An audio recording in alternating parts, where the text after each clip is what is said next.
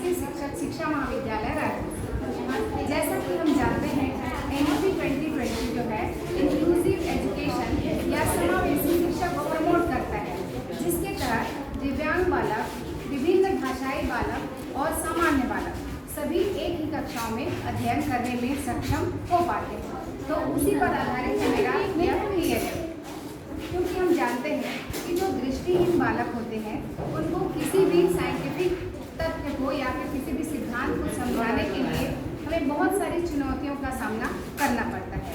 भले ही वो visually impaired होते हैं, लेकिन उनमें और बहुत सारी जो संवेदनशीलताएँ हैं, क्षमताएँ हैं, वो और अधिक डेवलप होती हैं। जैसे कि स्पर्श, जो दिव्यांग बच्चे हैं वो स्पर्श के माध्यम से किसी भी तथ्य को अच्छे से समझ सकते हैं।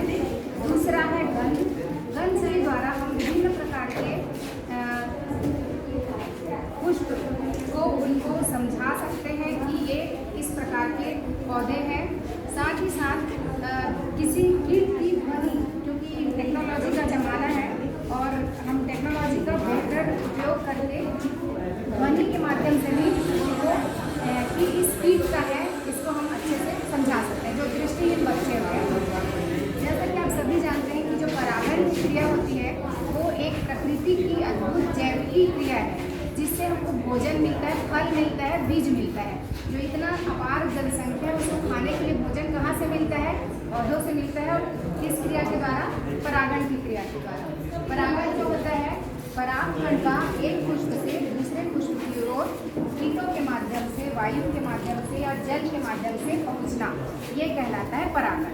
तो इसको जो दिव्यांग बच्चे हैं उनको समझाने के लिए हम विभिन्न TLM का उपयोग कर सकते हैं। इसका वैज्ञानिक सिद्धांत यही है कि परागकण एक पुष्प से दूसरे पुष्प तक पहुंचते हैं इस प्रकार से। तो परागण की क्रिया होती है और निषेचन के द्वारा फल और बीज बनते हैं।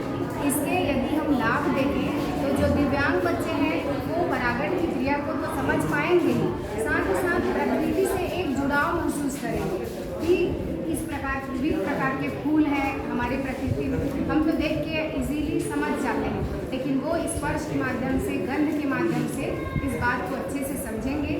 साथ ही साथ जो बायोडाइवर्सिटी है, जैव विविधता है कि हमारे जो आसपास विभिन्न प्रकार के पेड़ पौधे पाए जाते हैं। जैसे अभी ठंडी का दिन आ रहा है, आप लोग को सेमी का सब्जी अच्छा लगता होगा। कौन सा सेमी आपको अच्छा लगता है? क्योंकि सेमी वैरायटी में आता है ना, पर्पल कलर का आता है, ग्रीन कलर का आता है, वाइट कलर का आता है, चपटा आता है, मोटा आता है, छोटा आता है। तो विभिन्न प्रकार की वेराइटीज़ हैं। तो इसे ही हम कहते हैं बायोडाइवर्सिटी या जैव विविधता।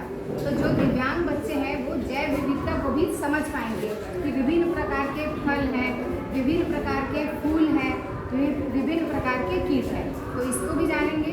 साथ ही साथ भोजन का महत्व समझें कि उनको जो भोजन मिलता है इसी परागण नेचुरल प्रोसेस के द्वारा मिलता है। तो भोजन के प्रति सम्मान को भी विकसित होगा, सम्मान की भावना। तो इस प्रकार से बहुत सारी चीज़ों का समावेश हम इसके माध्यम से कर सकते हैं। और उनको समझाने के लिए कुछ ब्रेल लिपि जिससे बच्चे पढ़ते समझते हैं, ये आप टच करके देख सकते हैं। आपको हमको तो ये केवल ऐसा ही उभरा हुआ लग रहा है, पर इसी ब्रेल लिपि के द्वारा बच्चे समझते हैं, जो दिव्यांग बच्चे होते हैं। ये कैलिक्स कोरोला सब ये लिखा हुआ है, ये ब्रेल के द्वारा ही लिखा है। ये है मेरा TLM जो दृष्टिहीन बच्चों को ध्यान में रखकर बनाया है। Thank you. और